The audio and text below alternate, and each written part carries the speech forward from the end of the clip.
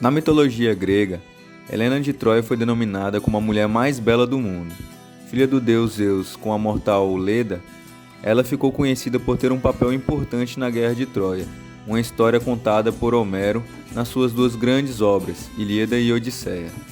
Quando Helena tinha apenas 12 anos de idade, o herói grego Teseu a sequestrou e planejou torná-la sua esposa. Ele a levou para a Ática, na Grécia, e a deixou trancada sob os cuidados de sua mãe. Os irmãos de Helena, Castor e Pólux, aproveitaram que Teseu estava fora fazendo uma viagem e resgataram sua irmã, levando-a de volta para Esparta. De acordo com algumas histórias, antes de Helena deixar a Ática, ela teria dado à luz a uma filha chamada Efigênia, ou seja, ela pode ter sido abusada ainda muito nova. Algum tempo depois que Helena retornou a Esparta, o rei Tíndaro, seu pai adotivo, decidiu que era o momento da mulher mais bela do mundo se casar. Os pretendentes vieram de toda a Grécia, na esperança de ganhar a mão da mulher mais formosa do período.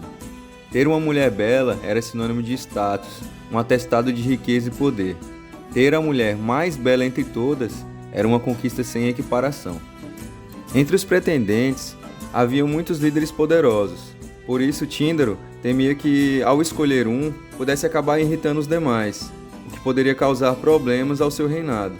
Lembrando que, nesse período, a maioria dos casamentos era motivado por interesses militares, políticos ou econômicos, e em raras exceções o amor estava envolvido. Temendo que uma escolha gerasse uma guerra generalizada, Ulisses, que também era um dos pretendentes, aconselhou Tíndaro a fazer com que todos os candidatos jurassem aceitar a escolha de Helena e prometessem apoiar e defender o escolhido, em caso de alguma necessidade. Todos os pretendentes concordaram e Helena escolheu Menelau, um príncipe de Micenas, para ser seu marido. A irmã de Helena, Clitemnestra, já estava casado com o irmão mais velho de Menelau, Agamenon. Por um tempo, Menelau e Helena viveram felizes juntos. Eles tiveram uma filha, Hermione. E, segundo algumas fontes, eles também tiveram um filho chamado Nicóstrato. Nesse mesmo período, Menelau assumiu o trono e tornou-se o rei de Esparta, mas pouco tempo depois o casamento chegou a um fim repentino. Fim este que foi o estopim para uma grande guerra que se arrastou por longos 10 anos.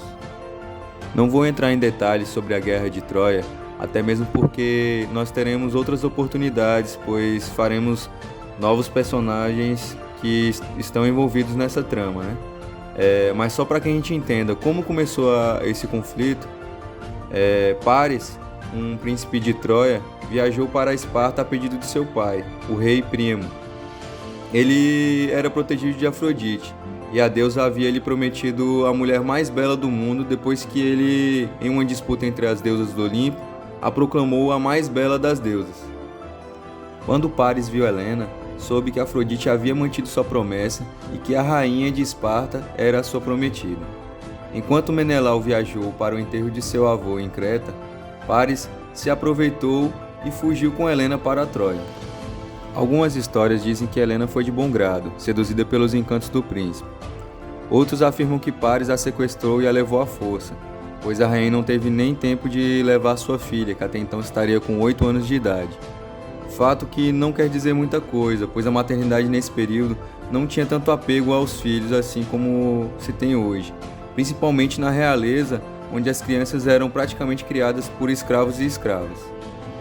Quando Menelau regressou e descobriu o ocorrido, pediu ajuda aos líderes da Grécia, que juraram apoiá-lo.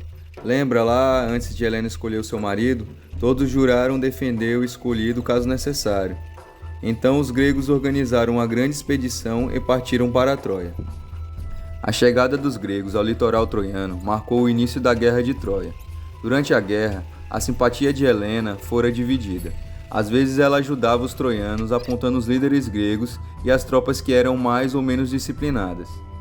Em outros momentos, no entanto, ela não queria que seus conterrâneos morressem e não os traía quando surgia a oportunidade de prejudicá-los.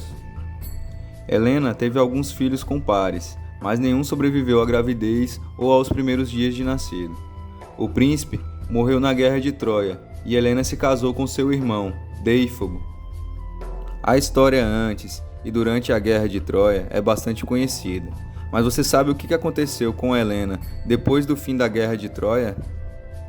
Depois que os gregos venceram a guerra, Helena se reuniu com Menelau e ajudou a matar o ex-cunhado e atual marido, Déifobo. E então Helena e Menelau navegaram para Esparta. O casal chegou a Esparta depois de uma viagem de vários anos. Algumas histórias dizem que os deuses, zangados com os problemas que Helena havia causado, enviaram uma tempestade que fez com que a frota grega que retornava da guerra se perdesse pelas terras que margeiam o mar Mediterrâneo. Acredita-se que essas tempestades tenham realmente ocorrido, daí o motivo para toda a odisseia de Ulisses, herói também conhecido como Odisseu, que levou 10 anos para conseguir retornar para sua casa após o fim da Guerra de Troia. Muitas histórias dizem que Helena permaneceu em Esparta até sua morte. Outras relatam que após a morte de Menelau, ela foi expulsa por seu filho, Nicóstrato, e buscou refúgio na ilha de Rhodes. Esse refúgio na ilha de Rhodes foi dado por Polixo, a viúva de Tepólemo, um dos líderes gregos que morreu na Guerra de Troia. Polixo fingiu ser sua amiga e ofereceu abrigo a Helena, dizendo estar compadecida por sua situação, mas queria mesmo era vingança pela morte do marido e mandou enforcar Helena. Quando Helena estava no banho, a rainha Polixo mandou que suas servas fossem vestidas de eríneas e a enforcassem. Mas esse não foi o fim de Helena, que está eternizada nos mitos e histórias que inspiraram muitos escritores, pintores e artistas de diversas gerações. Ela é uma mulher que até hoje gera muitas discussões sobre sua fidelidade, traição, maternidade e a busca pelo amor verdadeiro. O que é certo é que com a sua fuga com Paris para Troia, as cidades-estados gregas que viviam em guerra se uniram pela primeira vez, o que gerou um primeiro sentimento de unidade dos povos helênicos. Até pouco tempo eu acreditava que helenístico teria alguma relação com essa união para reaver Helena. Apesar da coincidência com o nome de Helena, helenístico não tem nada a ver com o nome da rainha, e muito mais como a região era conhecida. A Grécia era conhecida como Elade, daí a origem etimológica. Acreditam-se que os fatos por detrás da lenda podem ter ocorrido entre os séculos 12 e 11 a.C., e tudo é algo muito incerto, pois o tempo todo o mito se mistura com a história. Se você gostou da arte e quer saber um pouco mais da história desse e de outros personagens históricos, siga nossa página no Instagram e o canal no YouTube. Fique com Deus e até a próxima!